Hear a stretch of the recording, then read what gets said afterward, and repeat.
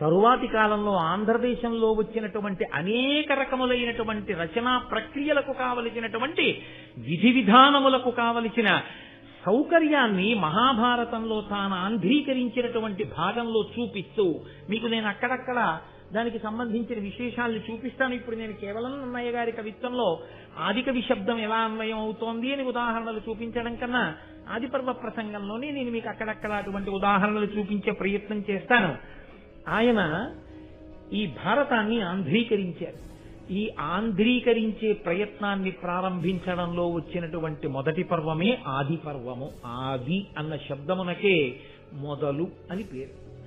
సంస్కృత భారతమునందు కూడా వ్యాస భగవానుడు రచించినటువంటి భారతంలో మొదటి పర్వం ఆది పర్వము. ఆ పర్వాల పేర్లు అలాగే ఉన్నాయి. అలాగే ఉంచి అలాగే ఆంధ్రీకరించి తీసుకొచ్చారు.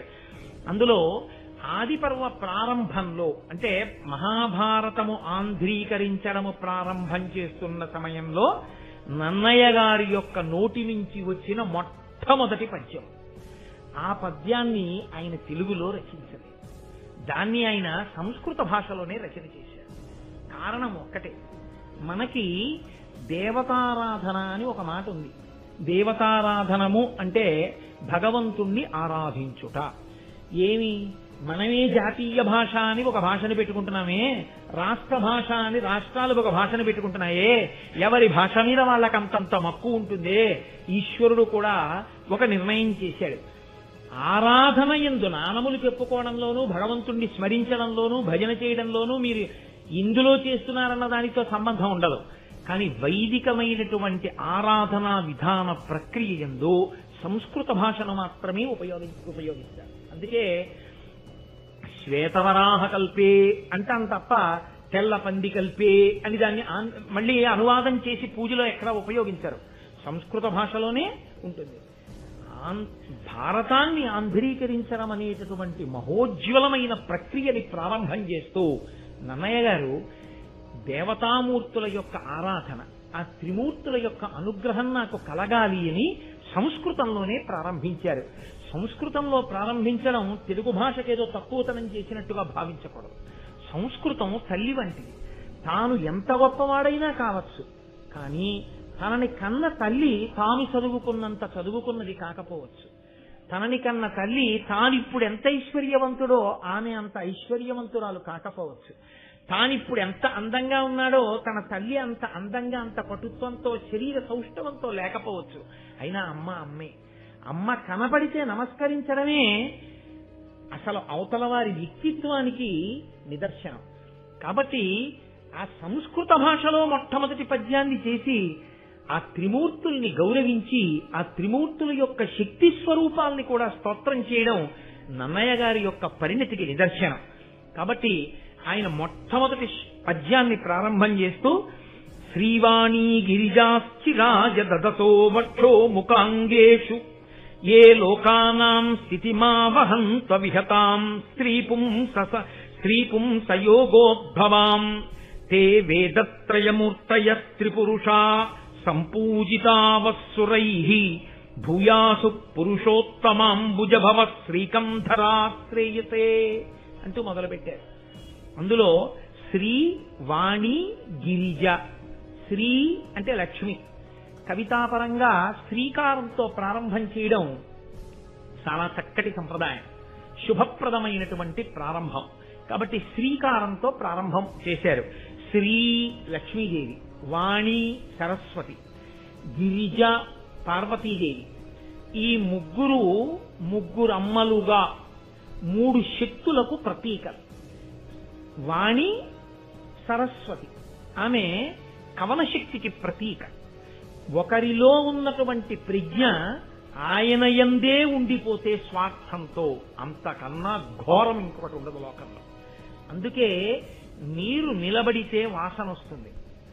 ప్రజ్ఞ తనలోనే ఉండిపోయి తనయందే ప్రకాశించి తనతో అంతరించిపోతే అంతకన్నా ఘోరమైన నేరం ఇంకొకటి లేదు. సరస్వతి నది ప్రవహిస్తుంది. ప్రవహించడానికి ఏ పారితోషికాన్ని ఏ ప్రతిఫలాన్ని కోరకూడదు. ఎవరి నుండి ప్రవహించాలని అడిగారు. పురుష సూక్తం చేస్తూ వేదంలో బ్రాహ్మణోస్య ముఖమాసీత్. వేదం చదువుకునేటటువంటి వాడు బ్రాహ్మణుడు. ఆ బ్రాహ్మణుడు ప్రయత్నపూర్వక పేదరికాన్ని అనుభవించమని చెప్తోంది వేదం. బ్రాహ్మణుడు నిరాడంబరమైనటువంటి జీవితాన్ని గడపాలి తప్ప ఎన్ని తనకి కలిసి వచ్చినా ఐశ్వర్యమే కూడినా ఎంతవరకు అవసరమో అంతవరకు తప్ప అంతక మించి భోగ లాలసతో కూడినటువంటి జీవితము బ్రాహ్మణులకు ఉండరాదు. బ్రాహ్మణుడి యొక్క జీవితం ఒక్కరోజు ఎలా ఉంటుందో వైదికమైన బ్రాహ్మణ జీవనం ఉన్న వాళ్ళ జీవనం మీరు చూస్తే మీరు తెల్లబోతారు. దాదాపుగా 70 సంవత్సరాల పైచిలకు వచ్చినటువంటి కృష్ణావధానులు గారు తన జీవితం మొత్తం మీద చొక్కా వేసుకున్న సందర్భం 3 పర్యాయములని నేను అనుకుంటున్నాను. 3 సార్లు చొక్కా వేసుకున్నారు. అంతకు మించి ఆయనకి చొక్కా వేసుకోవడం ఎప్పుడు రాదు. అంటే ఎంత నిష్ఠాగరిష్ఠులై వాళ్ళు జీవితాన్ని గడిపారో మీరు చూడండి. అంత నిష్ఠతో జీవితాన్ని గడిపి తాము సముపార్జన చేసినటువంటి జ్ఞానాన్ని ఏ ప్రయోజనమును అపేక్షించకుండా లోకమునకు అందించడమే తమ కర్తవ్యము అని భావించి దాని వలన వారి శ్వాస ఖేదపడినా, వారి యొక్క హృదయము తల్లడిల్లినా, ఒళ్ళు డస్సిపోయినా, ఆయుర్దాయము తగ్గిపోయినా, అదే పనిగా మాట్లాడడం వల్ల ఊపిరులు ఖర్చయిపోతే ఆయుర్దాయం క్షీణించిపోతుంది. ఆయుర్దాయమే క్షీణించిపోతోందని తెలిసినా దేని కొరకు మాట్లాడాలి అని అడిగారు. నీలో ఉండిపోయి విద్య నశించి నువ్వు మరణించే కన్నా నీ ఆయుర్దాయము తగ్గిపోయినా నువ్వు 10 మందికి బోధ చేసి జీవితాన్ని విడిచిపెట్టావు. దానివల్ల నువ్వు ధన్యుడవైపోతావు. కాబట్టి త్యాగముతో జీవించు, స్వార్థముతో బ్రతకవద్దు. కాబట్టి సరస్వతి ప్రవాహము అది ప్రవహించాలి. ఒకరి నుండి ఒకరికి ప్రవహించి వెళ్ళిందా ఉపయుక్తమవుతుంది. ప్రవహించలేదా ఎవ్వరికీ పనికిరాలేదు. గోదావరి ప్రవహించిందా కొన్ని వేల ఎకరాలు సాగుతాయి, కొన్ని లక్షల మందికి దాహం తీరుతుంది. గోదావరి ఒక్కచోట ఉండిపోయిందా కొన్ని లక్షల మందికి అన్నం దొరకదు, కొన్ని కోట్ల మందికి నీళ్లు దొరకవు. ప్రవహించాలి జ్ఞానం, ప్రవహించాలి తనలో ఉన్నటువంటి ప్రజ్ఞ. కాబట్టి దానికి సరస్వతి అని పేరు. శ్రీ, వాణి, గిరిజ ఈ 3 శక్తులు. లక్ష్మి సంపద, భోగము, అనుభవించగలిగినటువంటి దారుఢ్యం.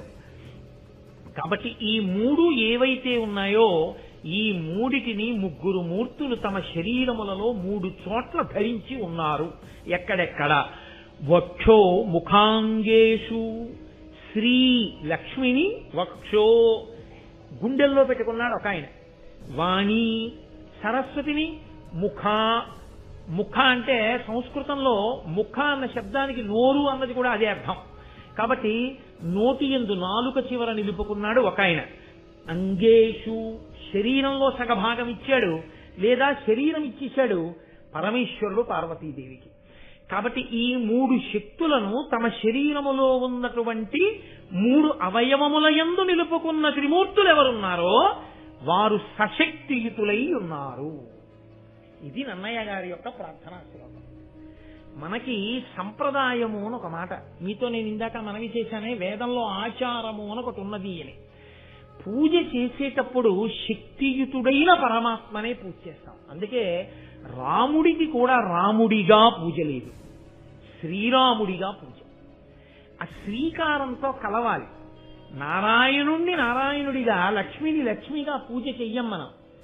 అసలు లక్ష్మిని పూజ చెయ్యాలంటే ఆయన గుండెల మీద కూర్చొని ఉంటుంది ఆవిడ. లక్ష్మీం క్షీరసముద్రరాజతనయాం శ్రీరంగధామేశ్వరీం, ఆయన గుండెల్లో ఆవిడ ఉంటుంది. అందుకని మీరు విడిగా ఎలా పూజ చేస్తారు? వాళ్ళు కలిసే ఉంటారు. ఈ కలిసి ఉండడం ఉన్నదే, ఈ సశక్తియుతంగా ఉండడం ఉన్నదే, ఇది ఉండరులు కలిసిమెలిసి ఉండడం ఆ కుటుంబ జీవనాన్ని తెలియచేస్తుంది. అందుకే శంకర భగవత్పాదులంతటి వారు శివానంద లహరి చేస్తే నిత్యాయ త్రిగుణాత్మనే పురజితే కాత్యాయని శ్రేయసే సత్యాయ ఆద్య కుటుంబిని అంటారు. ఆద్య కుటుంబిని, మొదటి కుటుంబి అని పిలిచారు పరమశివుణ్ణి. ఆ భార్య భర్త ఆనాటి నుండి ఈనాటి వరకు అలా కలిసి ఉండి సంతానాన్ని పొందుతుండడమే. కలిసి ఉండి సంతానాన్ని, వాళ్ళు బిడ్డల్ని కన్నారు, వాళ్ళ బిడ్డలకు బిడ్డలు పుట్టారు, వాళ్ళ బిడ్డలకు బిడ్డలు పుట్టారు, వాళ్ళ బిడ్డలకు బిడ్డలు పుట్టారు, అలా వంశం తామర తంపరగా ఆచంద్ర తారార్కం వెడుతూనే ఉండాలి. ఒక పక్క గురు పరంపర వెడుతుండాలి, ఒక పక్క వంశములు వెడుతుండాలి. తప్ప ఎక్కడో అక్కడ వంశము తంతువుగా వర్ధిల్లకుండా ఆగకూడదు. అలా వెడుతూనే ఉంటుంది. అలా వెడుతూ ఉండడం అనేటటువంటి ఈ సత్సంప్రదాయానికి నాంది పలికినటువంటి మా ఆరాధ్య దైవములైన ముగ్గురు మూర్తులున్నారే, వారు సశక్తియుతులు. ఆచార రహస్యాన్ని చెప్తున్నారు నన్నయ్య గారు. సనాతన ధర్మమునందు పక్కన శక్తి స్వరూపం లేని పురుష స్వరూపాన్ని కాని, కేవలము పురుష స్వరూపం కాకుండా స్త్రీ స్వరూపంగా ఉండి పురుష స్వరూప స్పర్శలేని స్వరూపాన్ని కాని మనం పూజ చెయ్యం. ఎప్పుడూ కూడా అమ్మవారితో కూడిన అయ్యని, అయ్యతో కూడిన అమ్మని, వాళ్ళిద్దరినే మనం పూజ చేస్తాం. అందుకే శంకర భగవత్పాదులు శ్రీశైల పర్వతం మీద అసుర సంధ్య వేళలో నడిచి వెళ్ళిపోతున్నప్పుడు ఆయనకి కనపడిన ఒక నల్లమద్ది చెట్టు కల్లుకున్న తెల్లని మల్లెపూలు పూసినటువంటి ఒక తీగని చూసి కూడా ఆయన పార్వతీదేవి చేత ఆలింగనము చేసుకోబడిన పరమేశ్వరుని యొక్క లింగ స్వరూపాన్ని దర్శనం చేసి కీర్తించారు. సంధ్యారంభ విజృంభితం శృతిశిరస్థానాంతరాధిష్ఠితం సప్రేమ భ్రమరాభిరామసకృత్సద్వాసనాశోభితం భోగీంద్రాభరణం సమస్త సుమన పూజ్యం గుణావిష్కృతం సేవే శ్రీగిరి మల్లికార్జున మహాలింగం శివాలింగితం అంటారు. శివా అంటే పార్వతీదేవి. ఆవిడ చేత ఆలింగనము చేసుకోబడినటువంటి శివలింగము ఇదిగో నాకు ఈ తెల్లని మల్లెతీగ చేత అల్లుకోబడిన ఈ నల్లమద్ది చెట్టులో దర్శనమిస్తోంది అని స్తోత్రం చేశారు. కాబట్టి ఇద్దరిని కలిపి ఆరాధిస్తాం. నన్నయ్య గారు అంటున్నారు, శ్రీవాణీ గిరిజాశ్చిరాయ దదతో వక్షోముఖాంగేషు. చిరాయ దదతో ఎప్పటి నుంచి ధరించారు ఇలా? ఎప్పటి నుంచో, చాలా కాలం నుంచి. ఇవాళ కలుసుకోవడం, దెబ్బలాడుకోవడం, ఎల్లుండి విడాకులు ఇచ్చుకోవడం ఈ జాతి సంప్రదాయం కాదు. ఈ జాతి ఆచారం ఎప్పుడూ కలిసి ఉండడమే. ఒకసారి తాళి కడితే ఇక ఆ జన్మకు ఆమెయే భార్య, ఒకసారి తాళి కట్టించుకుంటే ఆ జన్మకు ఆయనే భర్త.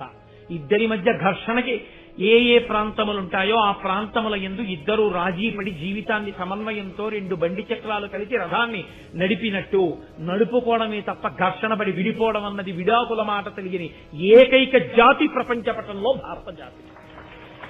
కాబట్టి అంత గొప్పది. కాబట్టి స్థిరాయ దదతో వక్షో ముఖాంగేషు ఏ లోకానాం స్థితిమావహంత విహతాం. ఈ లోకమునంతటినీ కూడా రక్ష చేసేటటువంటి ఆ ముగ్గురు మూర్తులున్నారే, ఆ ముగ్గురు మూర్తులు మా తల్లులైనటువంటి ఆ ముగ్గురితో కలిసి ఉంటారో వాళ్ళు స్త్రీ పుంసయోగోద్భవాం. ఆ స్త్రీ పురుష యోగ కారణము చేత ఇదిగో ఈ జనించి ప్రవర్తిల్లినటువంటి ఇంతమంది జనులున్నారు. కాబట్టి మా అందరికీ వారు ముగ్గురు తల్లిదండ్రులు. ముగ్గురుగా కనపడేటటువంటి ఆ ఒక్కటైన పదార్థం ఉన్నదే, అది సృష్టికర్తగా, స్థితికర్తగా, ప్రళయకర్తగా ప్రకాశిస్తోంది. అదిగో అటువంటి ఆ స్వరూపానికి నమస్కారం చేస్తున్నాను. తే వేదత్రయమూర్తయ స్త్రీపురుష. వాళ్లే వేదత్రయంగా ఈ లోకంలో ఉన్నారు. నేను మీతో మనవి చేశాను, వేదం ఒకటి, ఈశ్వరుడు ఒకటి కాదు. ఆ సామవేదము రుక్ ఎజ్, అధర్వణ వేదం తదంతర్భాగం అవుతుంది ఆ అందులో ఉన్నటువంటి మంత్రభాగం తిరగడం చేత. కాబట్టి శంకర భగవత్పాదులు కూడా అందుకే వేదత్రయీ అంటూ ఆ మూడు వేదములు అన్న మాటతోటే స్తోత్రం చేస్తారు పరమేశ్వరుణ్ణి. కాబట్టి ఆ మూడు వేదములుగా లోకంలో ఉన్నటువంటి సామవేదము, ఋగ్వేదము, యజుర్వేదము ఏవున్నాయో ఆ వేదముల రూపమైనటువంటి ఆ పరమేశ్వరుడి యొక్క రూపములైన బ్రహ్మ విష్ణు మహేశ్వరుల్ని వారు పురుషోత్తమాంబుజభవ శ్రీకంధరా శ్రేయసే. వాళ్ళు నిరంతరము మాకు శ్రేయస్సు కల్పించుగాక. నాకు అనలేదాయన. మహాభారతాన్ని ఆంధ్రీకరించినప్పుడు ఎవరు చదువుకోవడం మొదలుపెట్టారో, ఎవరు వినడం మొదలుపెట్టారో వాళ్ళందరికీ కూడా త్రిమూర్తుల యొక్క రక్ష కలుగుగాక. వారందరికీ లక్ష్మీ పార్వతీ సరస్వతుల యొక్క అనుగ్రహము కలుగుగాక.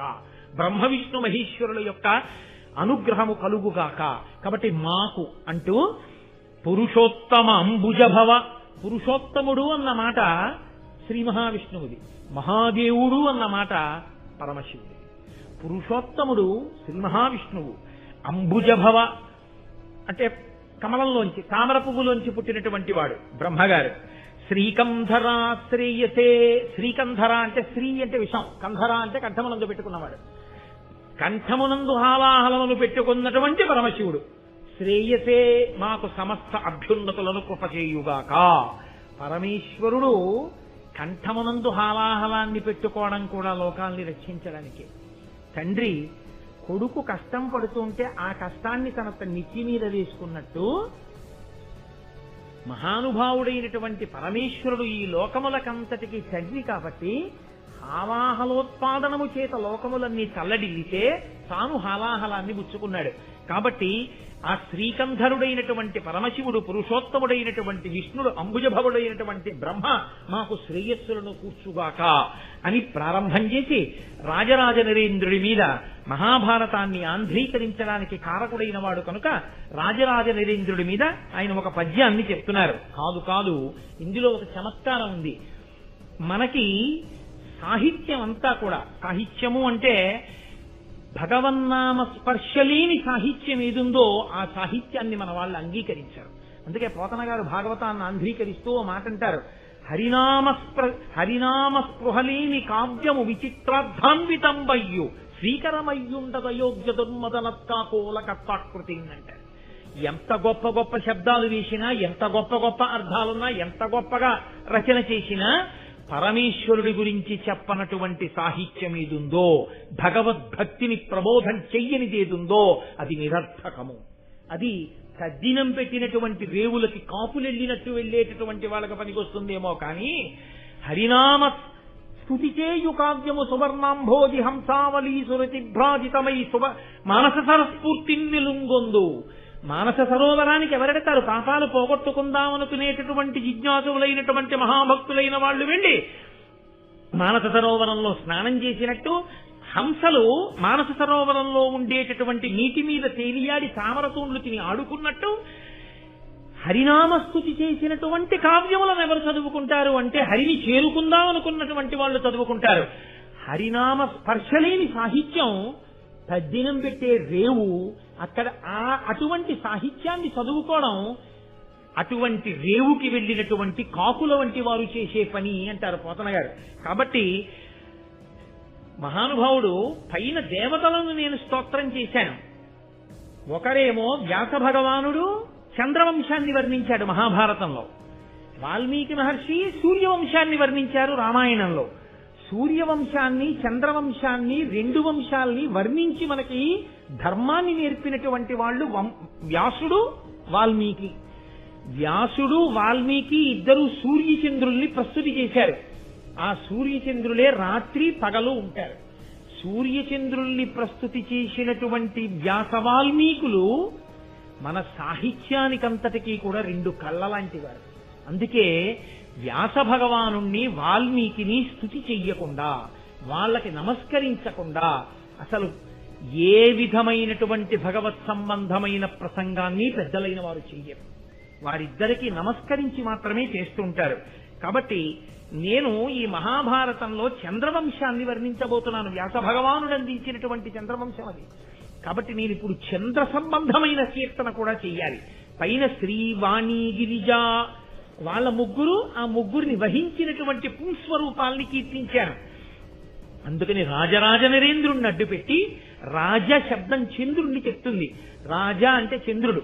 అందుకని ఆ చంద్రుణ్ణి కీర్తించడానికి, చంద్రవంశాన్ని కీర్తించడానికి నన్నయ్య గారు రాజకులైక భూషణుడు, రాజమనోహరుడు, అంజరాజ తేజోజయశాలి శౌర్యుడు, విశుద్ధ యశ శరదిందు చంద్రికారాజిత సర్వలోకుడు, అపరాజిత భూరి భుజా కృపాణ ధారా జలశాంత శాస్త్రవ పరాగుడు రాజమహేంద్రుడు నతిం.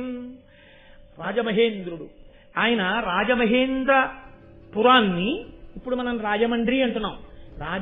ఆ రాజరాజ నరేంద్రుడు ఆ చాళుక్య వంశానికి చెందినటువంటి వాడు. మనం ఇప్పుడు రాజమండ్రి అని పిలువబడేటటువంటి నగరాన్ని రాజధానిగా చేసుకుని పరిపాలన చేసినవాడు.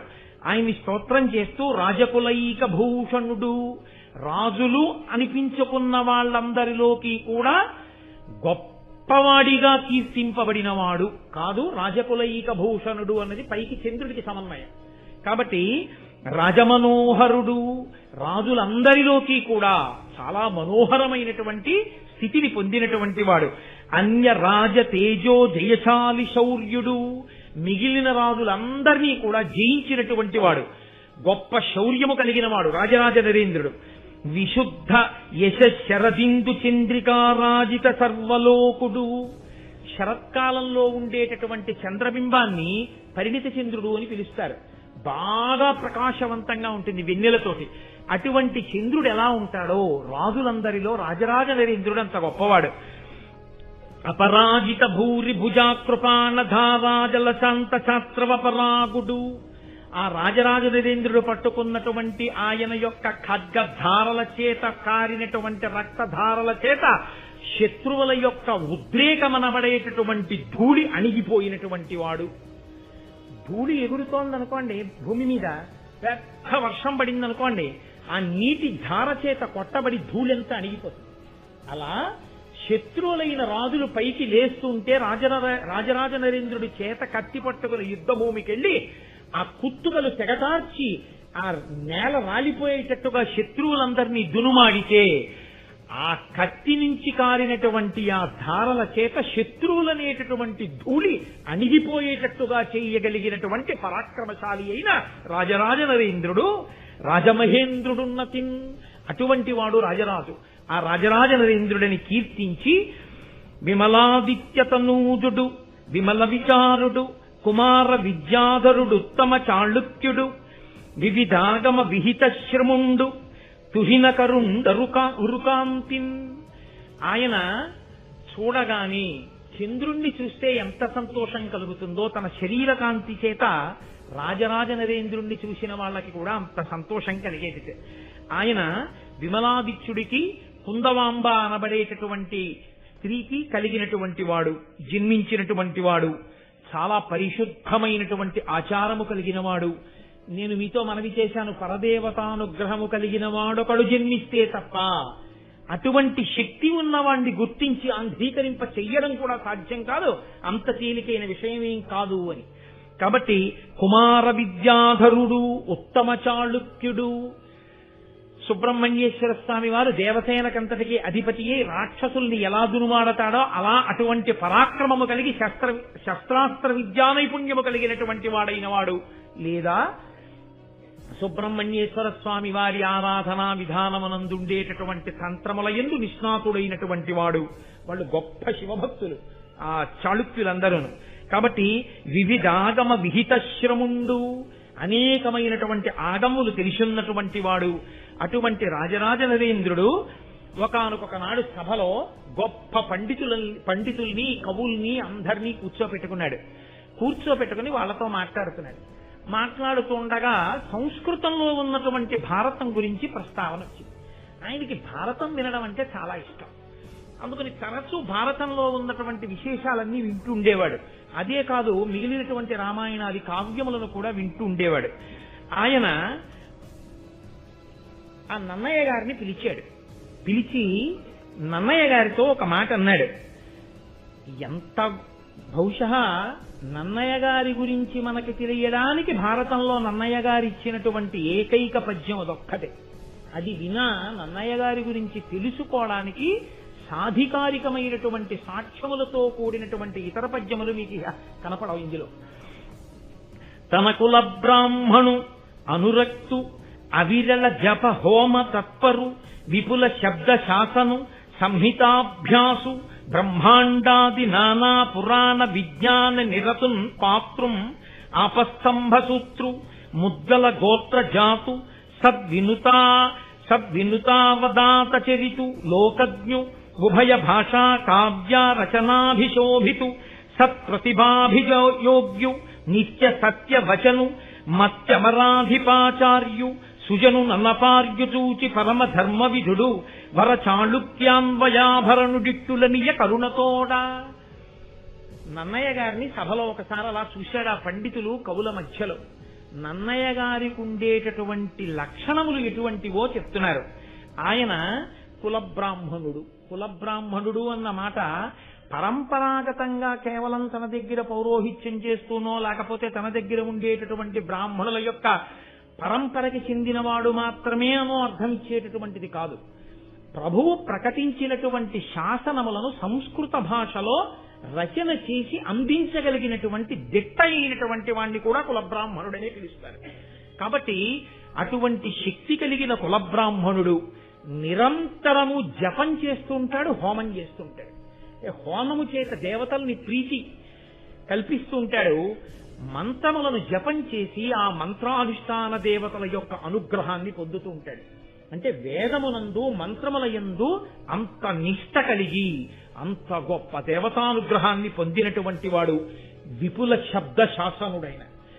ఏ శబ్దానికి ఏ అర్థం ఉంటుందో, దానికి ఎన్ని అర్థాలుంటాయో, ఎక్కడ ఏ శబ్దాన్ని ఎలా ప్రయోగించవచ్చో, ప్రయోగించి ఆ ఫలితాన్ని సాధించుకోవచ్చో, అందరికీ అర్థమయ్యేటట్టు చెప్పచ్చో, భాష మీద శబ్దం మీద ప్రభుత్వం ఉన్నటువంటి వాడు. అనేకమైనటువంటి పురాణములు, అష్టాదశ పురాణములను సమగ్రముగా చదువుకున్నవాడు, ఆపస్తంభ సూత్రముల యందు పుట్టినటువంటి వాడు, ముద్దల గోత్రమునందు జన్మించినటువంటి వాడు, పెద్దల చేత గౌరవింపబడినవాడు, లోకజ్ఞానము కలిగినటువంటి వాడు, సంస్కృతాంధ్ర భాషల యందు మహాపండితుడు, గొప్ప విద్వత్తు కలిగినటువంటి వారందరి చేత కీర్తింపబడినవాడు. ఇన్ని ఉండి కూడా పరమ వినయంతో విధేయతతో భగవద్భక్తితో నోరు విప్పితే ఎన్నడూ అసత్యము పలకక సత్యమును మాత్రమే పలికేటటువంటి వ్రతమున్నవాడు. దేవతలకి ఆచార్యుడైనటువంటి బృహస్పతి ఎటువంటి వాడో ఈ లోకంలో రాజరాజ నరేంద్రుడి దగ్గర ఉన్నటువంటి భూలోకంలో బుద్ధికి బృహస్పతి వంటి వాడు.